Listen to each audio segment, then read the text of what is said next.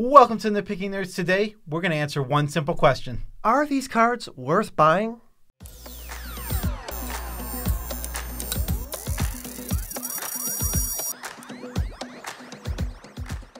I'm your host, Joe Cherries. I'm your host, BZ, and that makes us the Nitpicking Nerds, bringing you daily content. And I want to say before we start, our Kickstarter is now live. Yes. People are actually pledging money to help this cause. Yes, and if you would like to see gameplay from us and you can afford to support us, head to the Kickstarter in the description below to support the channel. One last thing, if you want to support the channel another way, TCG Player affiliate link in the description below. You click it, you buy the cards you're going to buy anyway, and suddenly you're supporting the nerds. Wow. What a way to start a video. What are we doing? What are we doing? Well, we're taking cards suggested by people within our Discord, which means if you're in our Discord, you can actually help suggest for the series if it continues after this. We'll see how y'all respond. So you can suggest cards. We're taking cards that they suggested, and we're saying, are these worth the price tag? If you could buy it right now, should you buy it? Now, this is under a couple of assumptions. One, it's for a deck that it fits in, it's good in, and it'll function well in. We're going to assume that you built your deck correct, and your deck is now calling for X card. Right, not just, should I have this in my collection? Yes, yeah. We're not telling you that this is the price to buy at, just that it is worth the price once you put it in a deck that it belongs in. Perfect. So what's the first one? The first one, suggested by Mr. B_251. Nice. What a name. Archfiend of Despair. Printed in Battle Bond. It is 6 black for a 6/6 flyer. Your opponents cannot gain life. And at the beginning of each end step, each opponent loses life equal to the amount of life they've lost this turn. Why is this card so pricey? It's a mythic from Battle Bond. It hasn't seen a reprint since. That's the only thing I can think of. It just only was printed at one supplementary product, so maybe that's it. Yeah, this overall, what is it, 8 mana? That is like so expensive for any spell. And this one doesn't really do anything. He's there, and then it's kind of like you have to pay it off. Well, here's the thing with this card, and what really makes me just...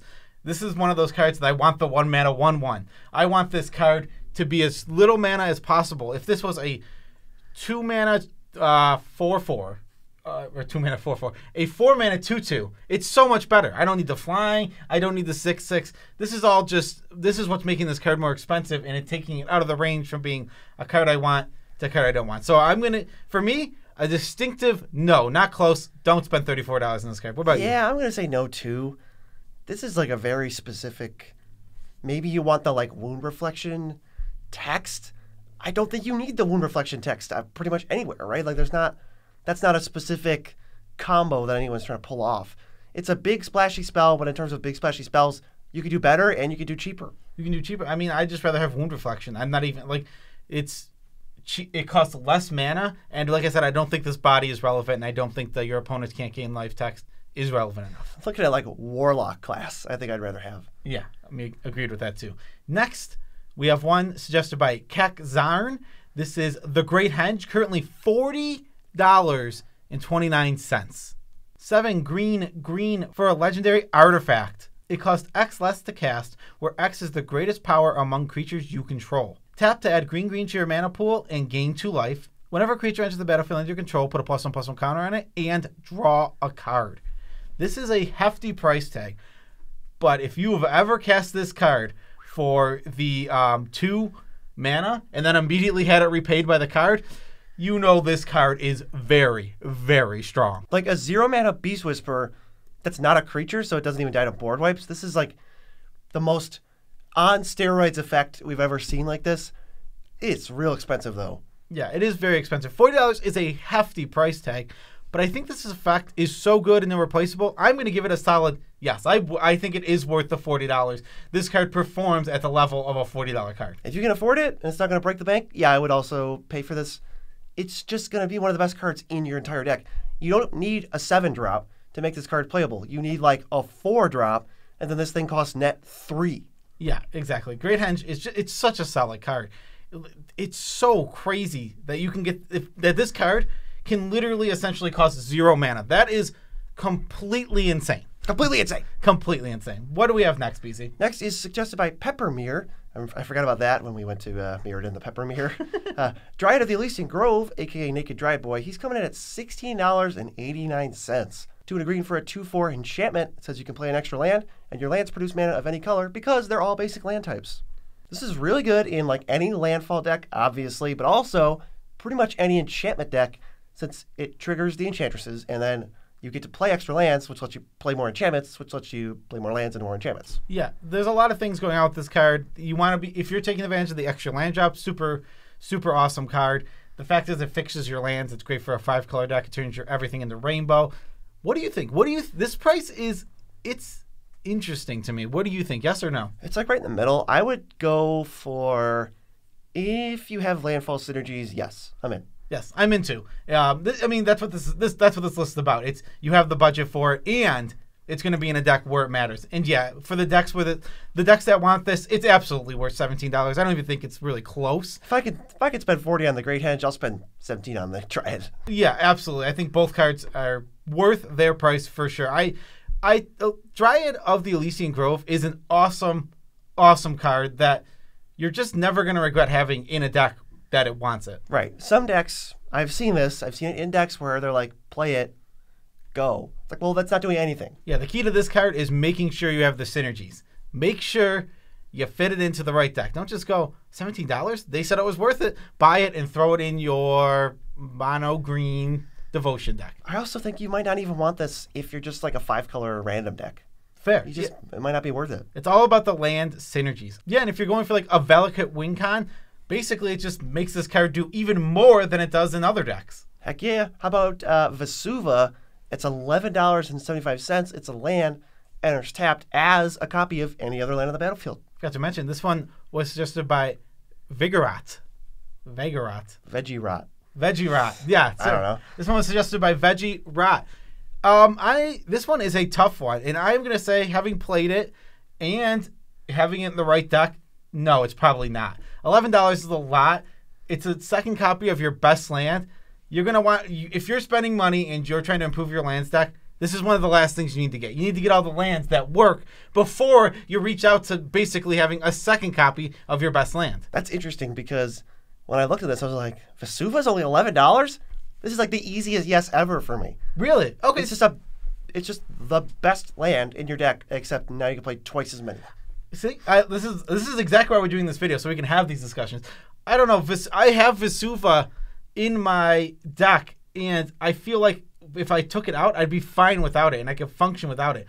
Thespian Sage is cheap. You can get a Thespian Sage and have essentially the same effect. Play both. There's so many ways to get lands out that the first time you get a land, you get Field of the Dead because it's the best land ever. Then you get Valakut, and then which one do you want a second copy of for free? Okay, so I'm gonna stick with my no. BZ's got a yes for this one. Resounding yes. Resounding yes. Next is suggested by Os Pavientos. It's Urborg, Tomb to Yawgmoth, currently at $25.41. This is an interesting one. This is just a land that says every land is a swamp. All your lands produce black. All their lands produce black. I'm just going to start. This card is awesome. In any deck, other than maybe mono black, excluding the Cabal Coffers. So, Joe, any deck that is playing the color black wants this card. It fixes you for black for the rest of the game. All of a sudden, your fetch lands, if you're in a 3-color deck, they get you tri-lands every single time now. And you don't even have to crack a fetch. And now your fetch just produces mana. One of my favorite side effects of Urborg is that your mana confluence and ancient tombs don't deal damage to you if you don't want them to. Exactly, yeah. It gives them an extra mode, making them that much better. I am a huge fan of Urborg, and for $25, yes, this card is amazing. I can't get... there isn't a black deck I'm going to build where I'm not putting Urborg in. Pretty much, period. I'm wondering if this is going to pull its weight or not for $25. It'll go on any deck, but I just what? It's not like the backbone of any deck. I could see buying it or not. I think I'll lean towards yes. I'll say yes, but I don't know if this is one that you're going to be crippled without. Yeah, that's fair. Up next, the card suggested by Moses. It's Oko, Thief of Crowns, currently with a $15.22 price tag. Oko is 1 green-blue for a 3 loyalty planeswalker. You can +2 to make a food. You can +1 to have a creature become an elk with no abilities. and you can -5 to switch a small creature for one of your stupid artifacts or creatures. Yeah. So this guy does a lot, and its main mode is it's 3 mana, neutralize a commander. That's very good. And the fact that it pluses to such a high loyalty makes this hard to attack down. And it can just come out. Turn 3, nothing on the board, and suddenly it's just producing threats over and over again because it can go plus make a food, plus make a 3/3 to protect itself over and over again. I don't even think you need to do that. I think you can just go mess up your Soul Ring, mess up your commander. Now they're just, for so little investment on your part, they're just not what they want. It's going to ruin their synergy. It's going to ruin whatever start they had. This is such a good card. I think it's definitely worth it for $15. That's actually pretty cheap. I thought it was like 20 something. Yes, this is also a yes for me. This card is good. The thing about Oko is it's not the most fun card in the world. Nobody likes. I'm not too happy seeing it. I mean, in Commander, it's much more fair than in other formats, but it's still going to be a little miserable. But for $15, it's going to perform $15 good almost every single time. It's pretty low on synergy, but if you're a blue-green deck, this is pretty good blue-green removal. It always is basically Beast Within. The fact that you get to lock commanders on the field is so good. This does not kill the commander and give them a 3/3 elk. No. It turns them into a 3/3 elk with no abilities. So it's just done. It's Dunzo Manifesto stuck on the battlefield unless they have a sack outlet or another way to get rid of it. Right. They got to jump through some hoop to get their commander back. And meanwhile, if Oko stays in play, just plus it again next turn. There's definitely scenarios where you play Oko and you plus on somebody's thing, and now the best thing on the field is somewhere else. Do they even attack it? What's the point? The thing already did the effect. So maybe they wait and let you nuke this Elish Norn that needs to go away. Yeah, exactly. Very, very strong card overall. Strongly suggest it. Next, Grappling Farang suggests Craterhoof Behemoth. $44.69. This is 5 green for a 5/5 with haste when it enters the battlefield. Creatures you control get +X for X the number of creatures you control and gain trample. Yeah, it's just exponential. This thing has haste, which is a little nutty. As soon as you control 5 creatures, someone's dead. Yeah, I think the craziest thing about this one, and I think this is one of the most interesting ones to discuss, I could see any human being saying either way. So Craterhoof is an irreplaceable effect in that you're not going to get the strength that it provides. Yeah, sure, there's tons of small other ways that might get you some wins. Usually when a card would knock out one player, Craterhoof will knock out all players because that's how strong it is. I'm going to say yes because you don't have one Craterhoof in your deck. You're not buying one Craterhoof. Your deck has Chord of Calling, Green Sun Zenith, Finale, Demonic Tutor, whatever. You're now adding 7 Craterhoofs to your deck. That is so worth it. This one, I'm coming to a point where I got to say yes or no, and I don't know what the right answer is here because it's close. I think it's probably yes. I think that it's good enough compared to its alternatives that, yeah, you want this card in your deck. It's just too hard to replace overall. I think maybe the one spot you could replace it is if you're like a high power Matters deck, you probably don't even want Craterhoof. You probably just want like Overwhelming Stampede. Yeah, or Pathbreaker Ibex also. Both Pathbreaker Ibex does it on the creature form if you're looking for a creature that does it. And obviously, it's much easier to cast a sorcery because you don't need to attack with a sorcery. Right, you just go, boop, there it is. Up next, suggested by Dragon's Mantra, Ferexian Alter. $61.71. There's 3 mana for an artifact. Sacrifice a creature, add a mana of any color to your mana pool. This is Combo Central. We're the mayor of Combo Town with this card. You sacrifice Gravecrawler, cast it, now you go infinite. Just any number of infinite combos. This is one of the best cards in the format. It's irreplaceable for the infinite combos, but for sack outlets, if you're looking to do some fair things, you can replace this. Yeah, actually, you could. Yeah, but if you're looking for combos, is this worth $61? Yes. I mean, it's just not, you can't really match the power of this. Sure, you can get like a Thermopod for red. That's one replacement, and it's about 13 steps worse. Yeah, I'm going to say, do you need a Ferexian Alter for $61? I think I'm going to say no. Okay. Just because of the existence of Thermopod, Ashnod's Altar, which also combos with a ham sandwich, and Pitiless Plunderer. Yeah, I don't think it's a need, but I feel like it's so good if you're looking to combo and in the right decks that, yeah, a $61 price tag is hefty, no doubt about it. It's a lot of money to spend, but I think it is worth it overall. It's just such a strong Magic card, and I've played with it and without it, and sometimes you're just like, wow, I would have won if only I had exactly Ferexian Alter and no other card. It's close to Craterhoof in like, oh, it's gonna just shut the door on the game. I think there's less place to tutor for it though. That's fair. Both, yeah, it's a very strong card regardless of anything we're saying. Like if we spend the 61 or not, it is an incredible Magic card. It's better than Craterhoof. It's a better Magic card than one of the best Magic cards. Yeah, which is crazy to say. Next, we have one suggested by Mr. E. It's Ren and 6. It's $109.29 currently. Green and the red for a 3 loyalty Ren. +1, return target land from your graveyard to your hand. -1, deal 1 damage to any target. -7, you get the Remblem, which says instant and sorceries in your graveyard have retrace. This card is very good in Commander, actually. It has surprisingly always been an overperformer, especially in the decks that want it. If you have tons of fetch lands, tons of lands to get back, it's great. Add in the utility of pinging off those little dorks on early turns, and the fact that if you drop this on an early turn, it is super hard to answer, and it can start plussing quickly. Yeah, this, despite being a good card, this is like the easiest no in my entire life. I don't know that Red and 6 goes in the most optimized, best landfall green-red deck ever. I don't even think it might not make the cut. So I would just never, ever spend $110 for EDH. Agreed. This price tag isn't even close to worth it for EDH. I have it in a landfall deck, and I'm always very satisfied with how it performs. That being said, it is not worth the price tag. Not a chance. If I did not already own one, I would never be putting out the money to get this for my deck. You're not missing that much by just not playing this card. There's plenty of other effects of return lands or play lands from your graveyard that'll just be the exact same thing.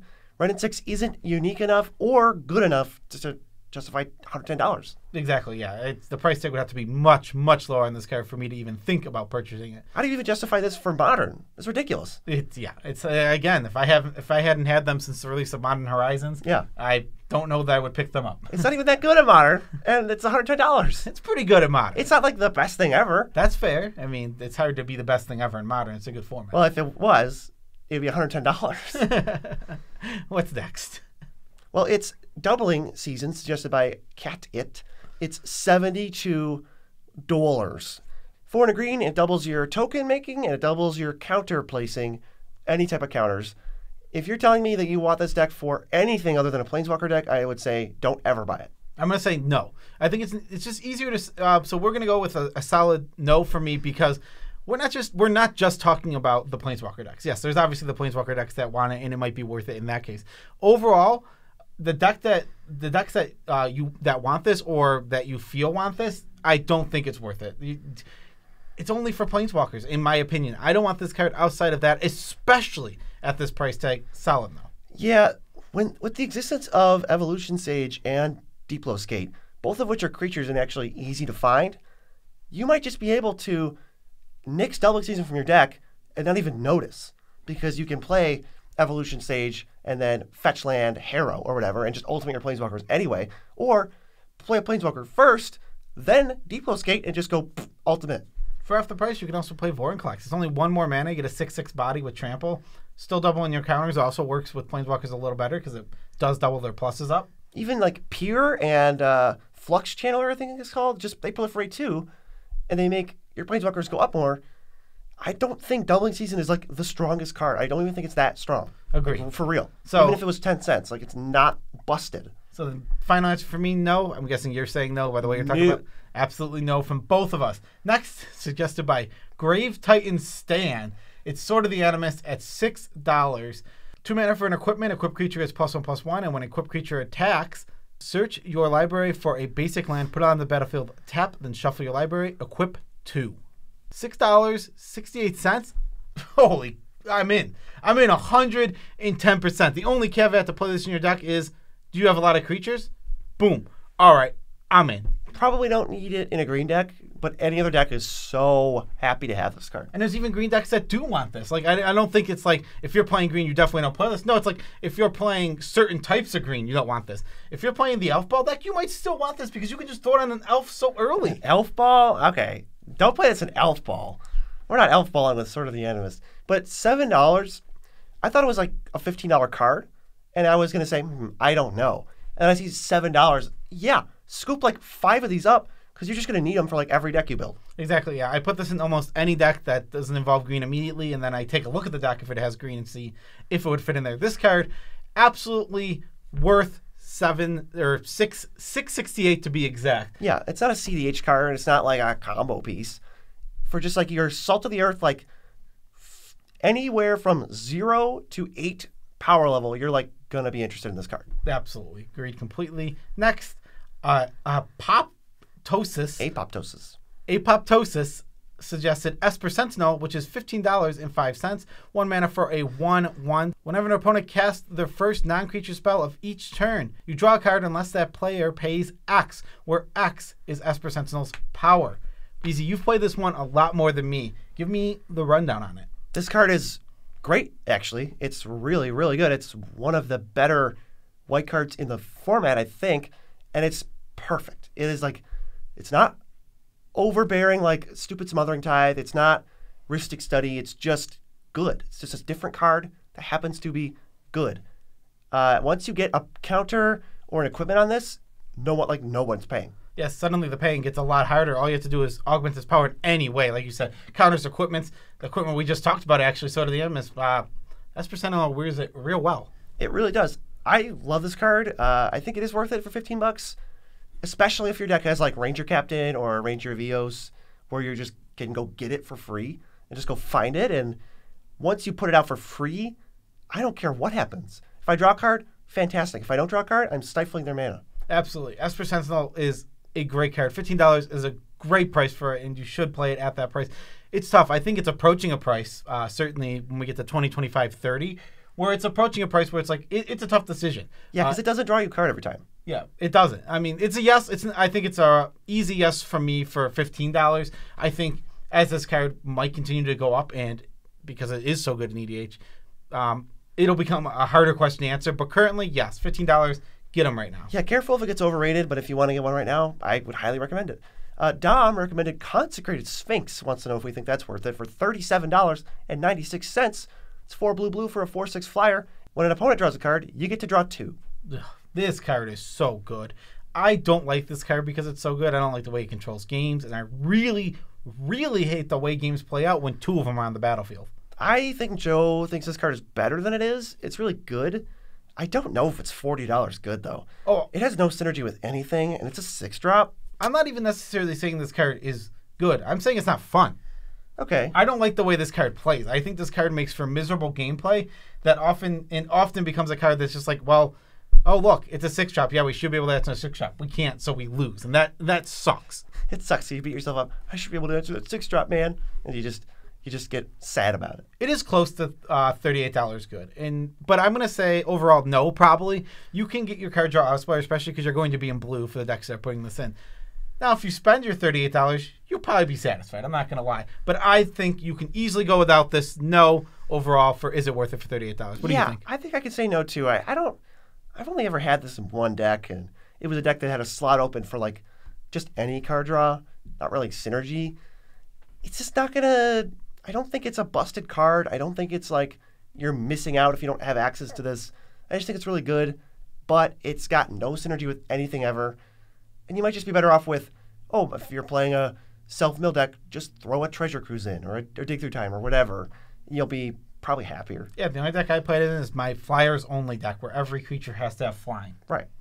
Next, suggested by Adwins, it is Finale of Devastation, $41.86. Are you kidding me right now? X green for a sorcery. Search your library or your graveyard for a creature with converter mana cost X or less, then put it onto the battlefield. If X is 10 or greater, creatures you control get +X/+X and gain haste until end of turn. Holy moly, $41. This is a very good Magic card. It's strong, and it performs well every single time. I think with the fact that we have Court of Calling out there and we have Green Sun Zenith, Finale of Devastation, I'm going to say no. I don't think it's worth the $42 price tag. No, it's a good card, but it's not one of the best. It's not even one of the best tutors. Like, Green Sun Zenith is a better tutor than this. I think... How often are you casting this for X10? Like 5% of the time? Probably less. If you have this in your hand, you should just fire it off. I will say that this card is a great card. It's really good. It's not just a good card and a medium card. It's very, very good. but there are replacements for it, and they're going to, and they're cards that are not just like worse versions. They're both comparable and then oftentimes better. Green Sun Zenith and Court of Calling, both very, very strong cards, and both maybe even better. It's tough. Court of Calling is definitely better than this card. That's fair, yeah. And I'm not willing to make that statement overall because I'm not sure which one's better, but they're definitely comparable and in that level where you can just spend your 10, 15 on a Cord. I think it's less than that. And your 20 and 20 on Green Sun Zenith. Get both of those for this price, not worth this $42. Right. It's really similar to just a regular tutor. You're paying 2 extra mana for the creature. So if you demonic tutor, it's the same thing. You can just play the creature right away, or not even if it's better for you. I don't know if it's not better than a regular tutor. It's not better than some of the other green tutor to the battlefield cards. It's good. It's probably the 3rd best one, but do I need to spend $42 on it? Nope. No, agreed. We definitely don't need to spend that money. Last of all, suggested by Mana 2000 Mana 2005. It's Manavolt actually at $79.49. Good lord. 1 mana artifact, taps for 3 mana. Manavolt doesn't untap during your untap step. Manavolt doesn't untap during your untap step. On your upkeep, you may pay 4 mana to untap it. If you don't, you lose 1 life. This card's price purely comes from CDH, and that's it. And I can start right now at the very beginning and say, no, absolutely not. Not even close to worth $80 for the average deck at all. It's Dark Ritual. That's what it is. But some decks can actually use Yora's Follower or other things to untap it and totally abuse it to all heck. And that's where you are going to miss out if you don't have it. But in a regular deck, I don't think this card is busted or a staple even, or an auto include. It's just okay. It is a staple and auto include of incredibly super CDH level and great decks like that. Yeah, when you have to make board presence by turn 2 or you're in trouble. Exactly. But if you're not in exactly CDH, this is absolutely nowhere near worth $79. Not even close. You will not miss this. You will be fine. And it'll be worse than a Signet sometimes. That's so weird to hear. It's just this is the most overrated card, especially when your power. It's not even that your power level goes up with CDH. It's just the pressure to interact on turns 1, 2, 3, 4 go up. So you need this to just produce some mana, and you're not going to be worried about losing the card because the game's going to end so soon. Even this isn't that strong in 5, 6, 7, 8 power level decks. Yes, and anything under CDH, and even in power level 9s, if you don't have synergy in power level 9, I don't even want this in my deck. Honestly, I'm being completely honest. Only CDH, not worth its price at all. It's produces 2 mana once and then doesn't do anything except deals damage to you. Paying 4 to untap this, you are not cheating. That's fair. That's just all fair numbers. You're literally you're choosing to redistribute the mana to a different turn, because you're saying, I'll take the 3 that I just got from it and I'll redistribute it back into it, and the 1 that you put into it. No. No, if you're Voltaic keying this or cheating out Kozilek on turn 4, that's when this card is not replaceable. Any other deck, just I don't care. Yeah, not at all. So not worth it from us. That is our video. This is a new experiment. I wanted to try this. I thought this was a cool idea of people seem to like when we talk about budget. So why not talk about if something's worth it to buy? Would we actually buy something? Yes. Would I purchase it at that price? Special shout outs to every single one of our patrons. We love as much as we can without making you uncomfortable. You're scrolling on screen. Actually, a few of you who made suggestions for this list are also scrolling right now. Wow. Because you're awesome. Check out the TCG Player link if you want to be awesome. It's in the description. You can buy cards from the link like you normally would, except this time we get a kickback because you used the link, and we appreciate it.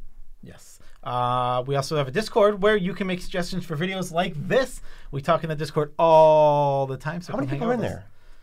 I don't know. It's 3,000? I never count. It's at least 3,000 people. Is it? It's at least 2,000 people. For sure. It's at least a number. It's definitely more than 1,000. It's definitely more than 1,000. I know that for sure. I think it's definitely more than 2,000 too. It's too much work to keep track of. It's hard to tell. Did you know that we're launching a Kickstarter and it's already launched right now? It launched yesterday and we're already a decent chunk along, except it doesn't stop when we reach our funding. There's more to do.